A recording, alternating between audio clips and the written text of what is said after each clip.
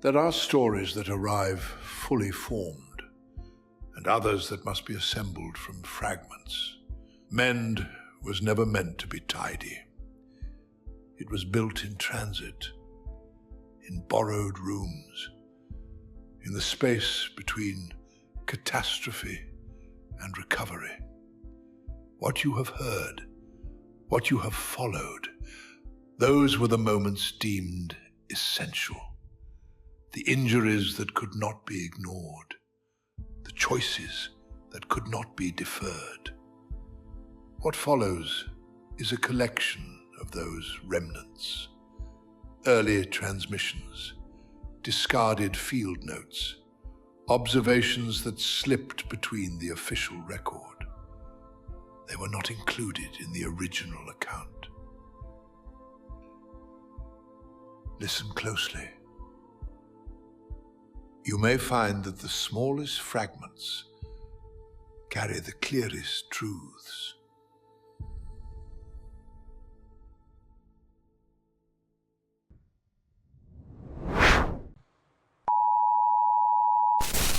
This is the United Kingdom Emergency Broadcast System.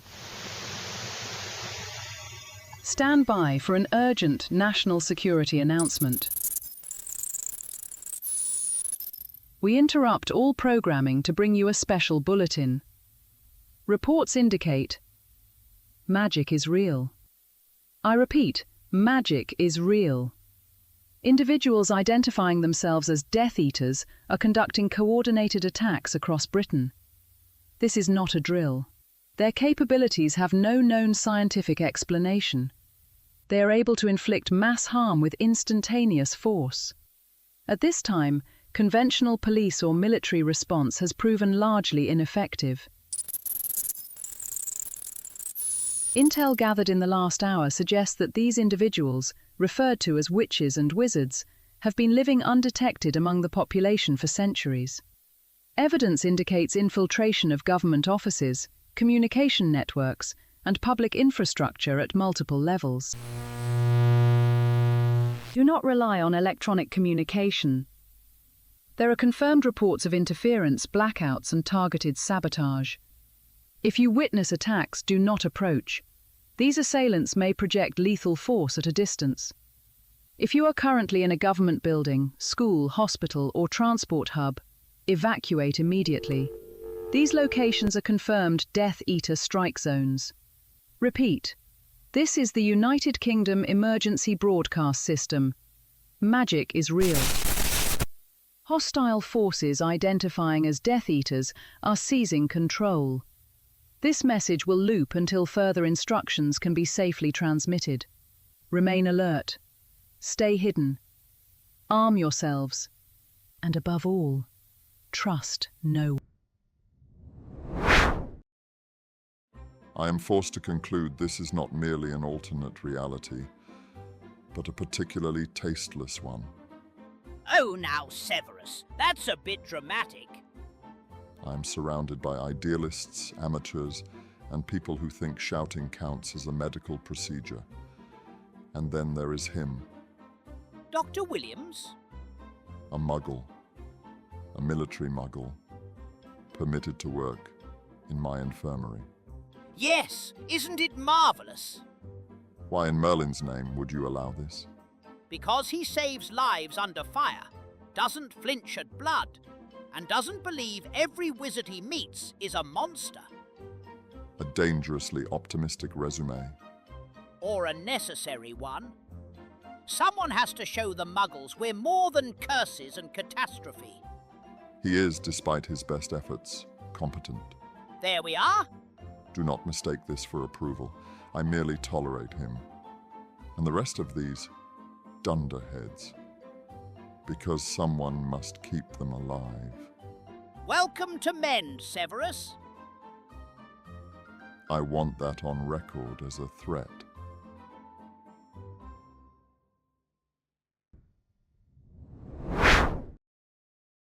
Miss Pierce is clearly a menace.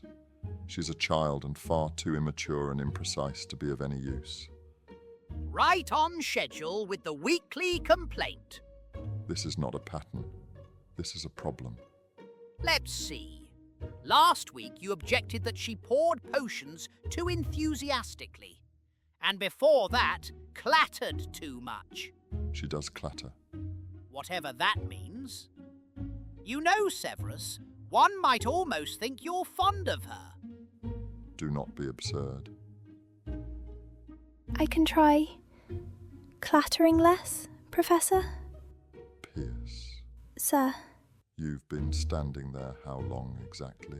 The whole time, sir. Good. I require fresh rosemary and marigold.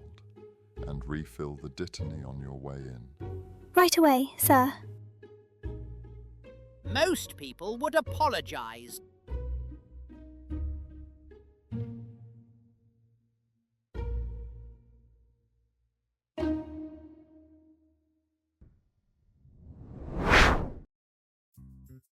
You ever wake up and think, well, life's still working?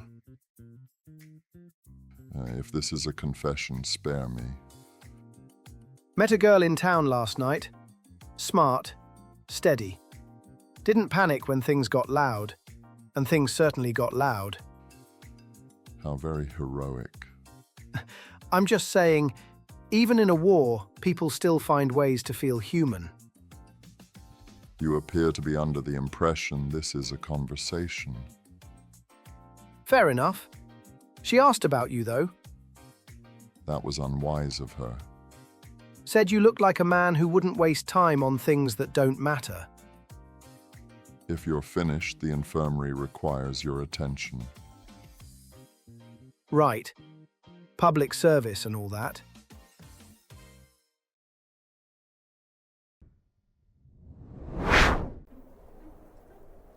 I've worked in disaster zones across the world.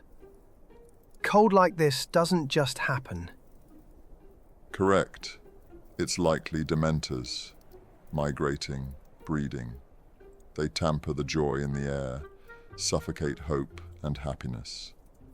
With the worst outcome being the dementor's kiss, it sucks the soul of its victim, leaving only an empty shell in its place. Your scary little stories might have worked on your students at bedtime, Severus, but I'm a little harder to rattle. He's not making it up. Dementors are magical creatures. Cloaked, faceless figures that once guarded our prison, Azkaban. Since the Death Eaters took over, they've flourished. Christ. Another reason to keep my pistol loaded at all times. Muggles can't see dementors, only feel their effects. I can't tell if he's just fucking with me or not. Eat a bit of chocolate, Clayton. It helps.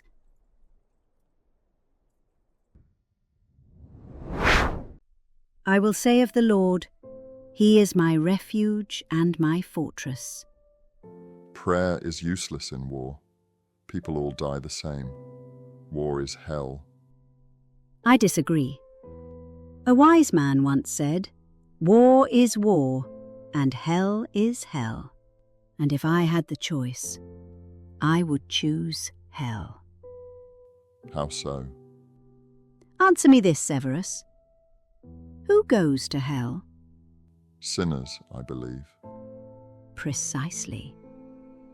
Hell is selective. War is not.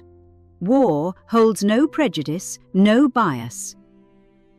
It takes the innocent, often more than the evil. Carry on.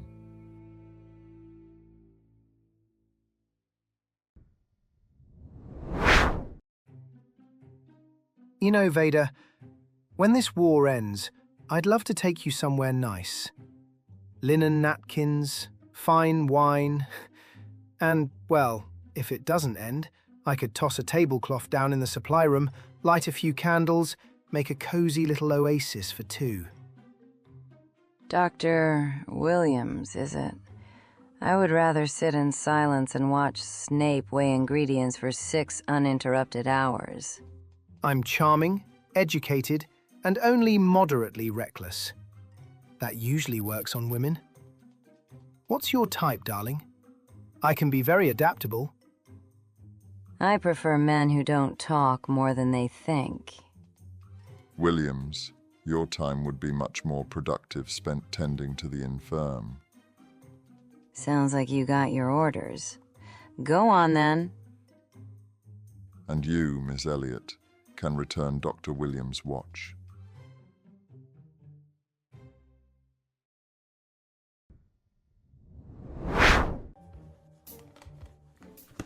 You've been in this room 3 times today. Care to provide an excuse as to why? Have I? Must be fate. Or habit, which usually precedes theft. I resent that.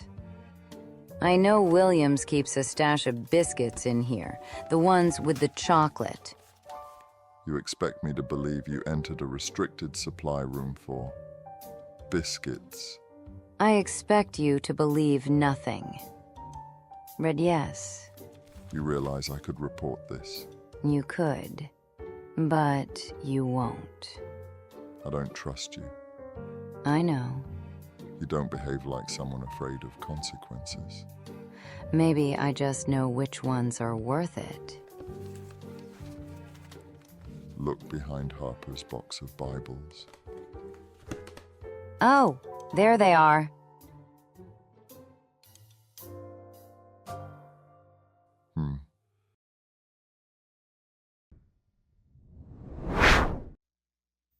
Top you off? No? Suit yourself. More for me. Almost fascinating, really. America watches the world burn and sends thoughts. Hard to imagine you arrived voluntarily. Are you asking why I crossed an ocean to fight a war that wasn't technically mine?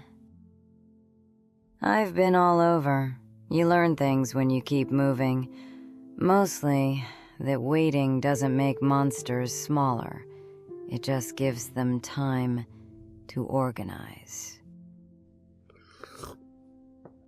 You see, Makuza likes committees, panels, hearings, memos that say a lot without saying anything at all. Meanwhile, cities began clearing out, afraid any minute now the Death Eaters will show up and pull another London. Cleveland, Chicago, Milwaukee, practically ghost towns now. Nomads are suspicious. They know we exist over there, and it feels like they're preparing for the worst. So, I stopped waiting. You abandoned your country. No, I abandoned indecision. Big difference. You don't strike me as decisive, reckless, perhaps. I didn't need a vote to tell me which side I was on. Britain was already bleeding. I don't trust people who need convincing after that. Careful. That sort of thinking is how people start believing they are indispensable. Is that concern, Professor? No, it is experience. You know what I like about you? I dread to ask. You don't pretend this ends well. Most people do. They need happy endings just to get through the day. I don't. That's why I'm here. Finish your drink. Then, leave my office. You always this hospitable? Only to people I haven't decided whether to trust.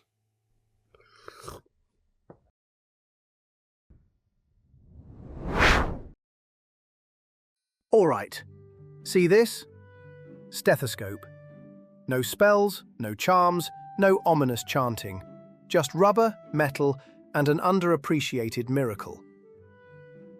That's it. It doesn't glow.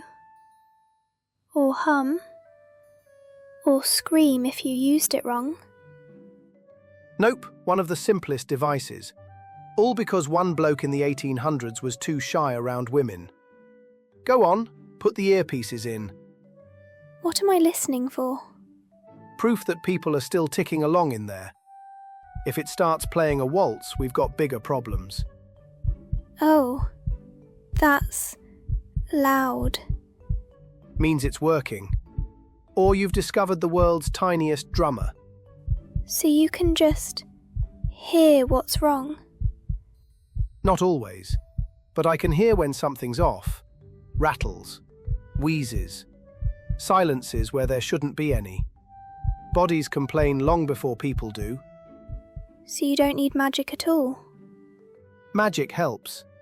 Don't get me wrong, but sometimes all you need is to listen and not panic when things sound messy. I always panic. Everyone does at first. Then you learn which noises mean act now and which mean sit down and breathe. And if all else fails, you fake confidence until it shows up. Does that actually work? Shockingly often. And hey, you're already better at this than you think. Thank you, Doctor. Anytime, kid. Just don't tell Snape I let you play with the Muggle equipment. He'll dock my imaginary pay.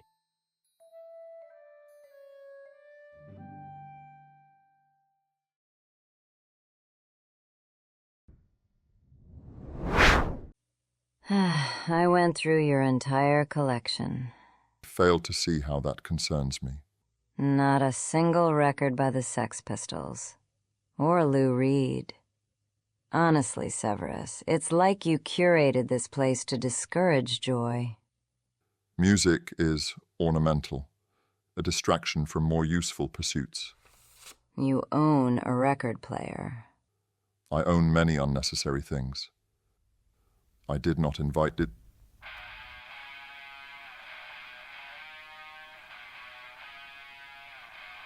This is frivolous. You say that like it's a moral failing. You'll find the acoustics in this room unremarkable. Funny, I think they suit you.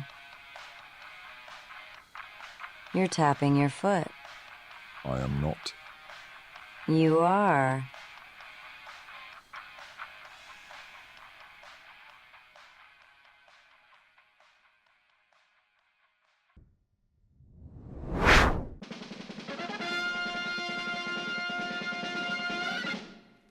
For centuries, it was dismissed as fantasy, a child's story, a superstition, a trick of the light.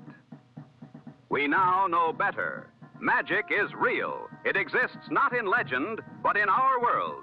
Across the Atlantic, in a nation now fighting for its survival. And while American witches and wizards remain unseen, the events unfolding in Britain can no longer be ignored. At the center of this conflict stands a man. He calls himself Lord Voldemort. Under his command, a powerful force has risen, an army known as Death Eaters. They do not govern, they do not negotiate, they conquer. The conflict began with the fall of a school, Hogwarts. Once considered the safest place in Britain, became its first battlefield. From there, the advance was swift. Villages in the south were the first to fall, communities erased overnight, and then London, a city brought to its knees in a single night.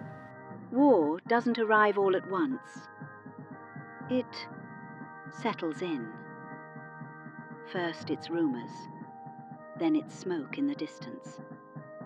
And then one day, you realise the distance is gone. When London fell, many fled. Some did not. I had seen war before. Different countries, different uniforms. But the wounded, they're always the same. Madam Elena Harper, former member of Britain's Magical Peace Corps, with service alongside American forces in Korea and Vietnam, remained in the city to render aid. As a healer, you have a duty, no matter the danger that's knocking on the door. A healer by trade, a soldier by experience, a target by birth. The Death Eaters tried to target us first, the Muggle-borns. That means my parents are not magical. As Britain's government structures collapsed, its defenders were forced to adapt. A band of resistance fighters, calling themselves the Order of the Phoenix, remain. Some take to the front lines. Others chose a different path. You cannot rebuild a country if there is no one left to live in it. So we made a decision. We would follow the damage. From that decision, a new unit was formed. Mobile Enchantments and Non-Magical Disaster Relief. M.E.N.D. We are not soldiers. Not in the traditional sense. We arrive after. Among those who travel with him is a man whose name has become difficult to ignore. Severrussnape. He would prefer not to be discussed. Unfortunately for him, that is no longer possible. Once believed to be aligned with enemy forces, Snape has since been revealed as a double agent, a role that placed him in constant danger. Information he delivered is credited with preventing catastrophic loss of life during the Battle of Hogwarts. During his tenure as headmaster, he is now understood to have protected students marked for execution.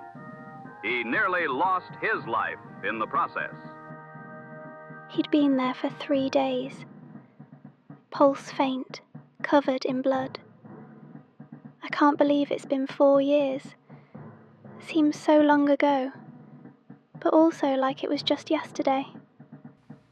The one who found him was not a soldier, but a former student. A brave young lady who had already led others to safety during the fall of Hogwarts. I helped get the younger students out of the castle and back to their families. When my own parents never returned, it only felt right to return to Hogwarts. See what I could do to help. Someone had to stay. So I did. The men's reach extends beyond the magical. Didn't matter what they were. People were bleeding. As a doctor, that's the part that's easy to understand. Dr. Clayton Williams. He's what the magical community call a muggle, but just a regular Joe to you and me. A career military physician, the last surviving member of his unit. I'll be honest with you. First time I saw one of them, I thought I'd lost my mind. Still not entirely convinced I haven't. I thought Snape was one of them. I actually shot him. It was a clean warning shot in the arm. He didn't even go down. He just got to work on the wounded. Worked like he'd been doing it longer than I've been alive. No wasted motion. No explanations. That was my first clue that not all wizards are bad. Then Phileas. Sharp eyes, precise movements, and a lot faster on a draw than his size would lead you to believe. He looked at Snape, then at me, like I'd just passed an exam I didn't know I was taking. That was my second clue. Recognizing the value of his expertise, M.E.N.D extended an invitation. He accepted. Didn't ask if I believed in magic. Didn't ask if I was ready. He asked if I could keep up. You better believe I was willing to die trying. We do not ask where someone comes from, only whether they are willing to help. Together, this unit moves from village to village, not to wage war, but to confront its consequences. Let us be clear. The threat facing Britain is not magic.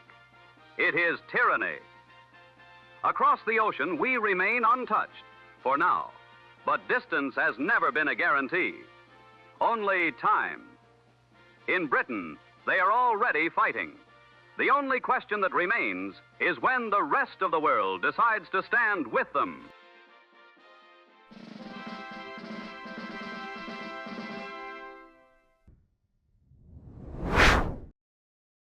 I'll show you mine if you show me yours. Ridiculous. I know you have a set. Come on, pull them out. I want to see them. You first.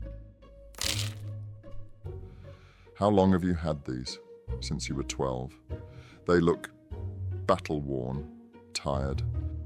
They're holding up just fine. Now you.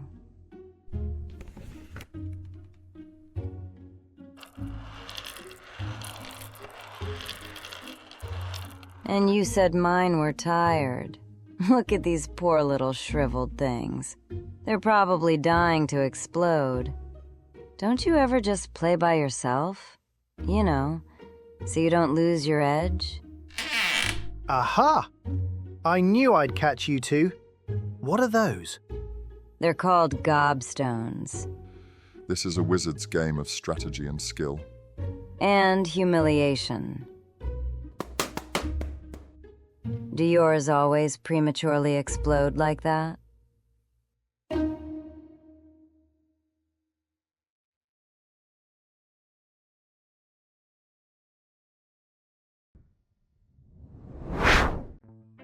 I think she would have been a Hufflepuff.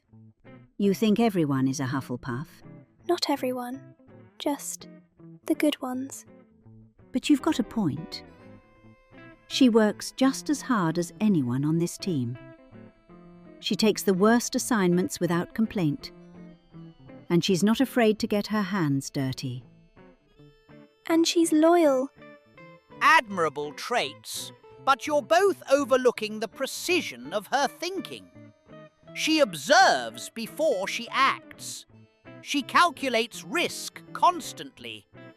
Even her improvisation is structured. That is not merely diligence. That is intellect. Refined intellect. Ravenclaw? Undoubtedly. She doesn't feel like a Ravenclaw. Miss Pierce, most Ravenclaws don't. She withholds information. She negotiates leverage. And she does nothing without considering how it may be turned to future advantage. You say that like it's a criticism. Slytherin. She is a bit terrifying. Only when necessary. Precisely. All right, I've been listening to this debate for the last 20 minutes. You all have your opinions. So, where would you lot have put me? Gryffindor. All right, I've seen them before, but I've never actually been this close. They're not spells exactly, are they? No. They're manifestations.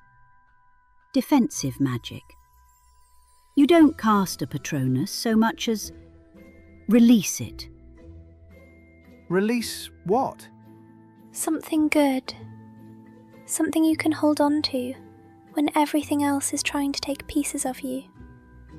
That's kind of poetic, really. It has to be.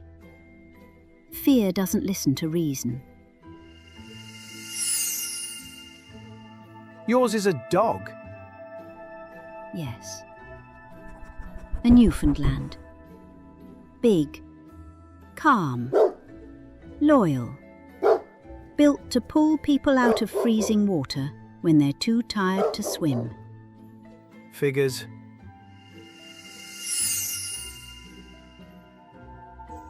And that one's... Is it supposed to move that much?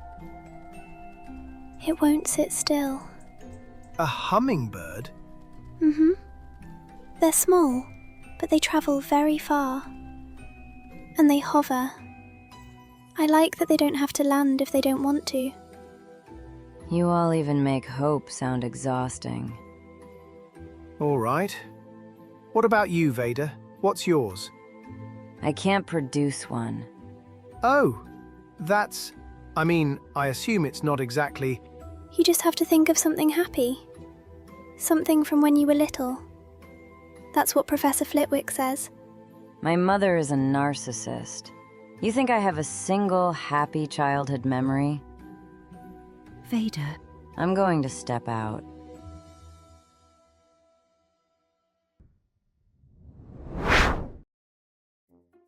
If you're not going to let me handle it, at least let me see it. You have asked 6 times already. How long do you intend to harangue me about this? Until I get my way.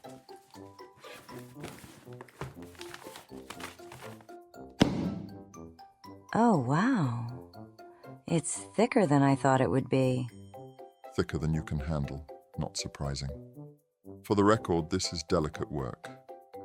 The last thing I require is your chaotic enthusiasm. For Merlin's sake, Severus, just hold it steady so I can get a proper look. I am holding it steady. You're the one attacking it like an insulted hippogriff. Keep tugging like that, and you're likely to tear it in half. Oh, please. It's sturdier than you give it credit for. Tilt it upward. Yes, like that. There. I knew it was bigger up close. That is an absurd observation. The dimensions are perfectly standard. What in the bloody... What are you two doing? Comparing marginal notation styles. It is a book, Williams. A book. Of course it is. If I didn't know better, I'd say it sounded like you two were... You utter one more syllable and I'm hexing your shoelaces together. Right. Well, carry on. You know he absolutely thinks we were... Do not finish that sentence.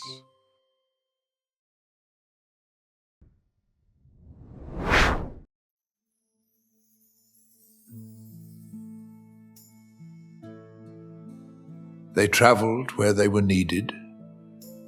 They healed what they could. That is the legacy of M.E.N.D. For those who followed their journey, who listened, who bore witness, you have done something rarer than you may realize. You remembered. And in doing so, you ensured that they were not alone. This is where their story rests, but not where it ends. There are other paths now, other corners of this world where the work continues, unseen, unrecorded, and perhaps more dangerous than before. Until then, take care, listener.